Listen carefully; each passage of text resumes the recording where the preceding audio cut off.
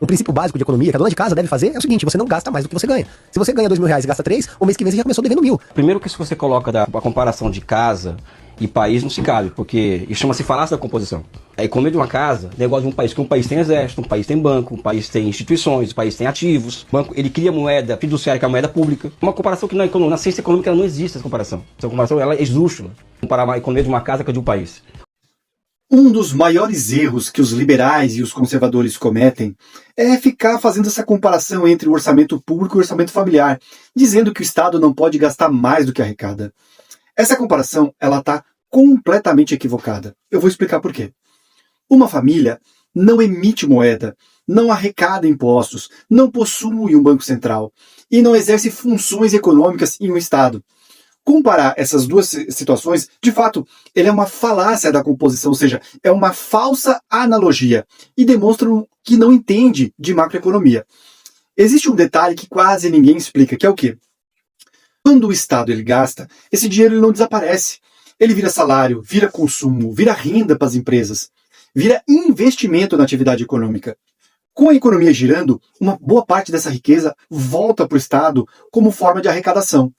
É por isso que o gasto público ele não é apenas uma despesa. Dependendo de como ele é realizado, ele impulsiona a economia, ele faz a roda da economia girar. E é justamente aí que a lógica da austeridade fiscal falha. Quando o governo corta investimentos para economizar, as empresas vendem menos, contratam menos, trabalhadores consomem menos.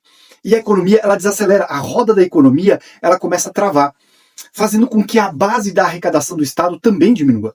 Logo, o indicador mais importante não é o tamanho da dívida, mas é a relação dívida-PIB. É um binômio, dívida-PIB. Se o governo ele corta gasto, ele pode até dar a impressão de que está tendo responsabilidade fiscal.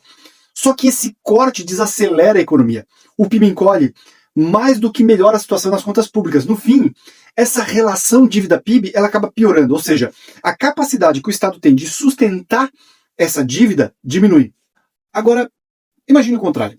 Se o Estado ele realiza investimentos produtivos, se ele estimula, ele ajuda a estimular através dos gastos públicos, estimula a economia, essa dívida ela pode até estar crescendo em termo absoluto. Só que se o PIB cresce a um nível superior ao crescimento da dívida, essa dívida vai ao longo do tempo se tornando uma dívida sustentável.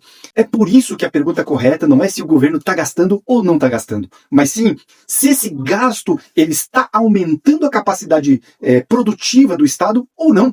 Governar um Estado não possui nenhuma relação com administrar a renda de uma família. Quem comete esse erro mostra que não sabe nada sobre economia.